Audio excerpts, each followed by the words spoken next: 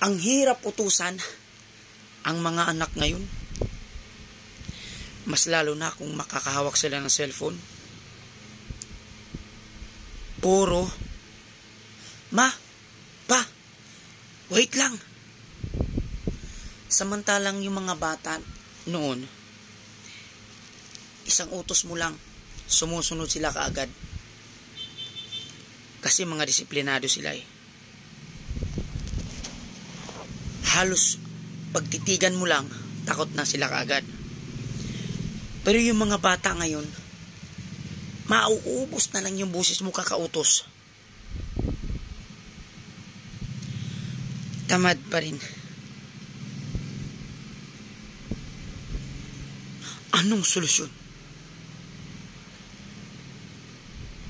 Maraming dahilan.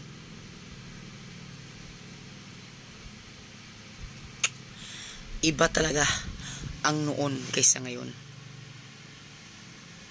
Dati kasi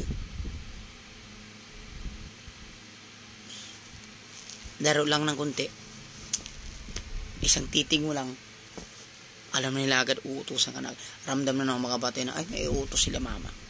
Pero ngayon wala silang pakialam. Pagkahawak nila ng cellphone, wala na. Yung utos mo, yung wait lang, magiging ay nakalimutan ko.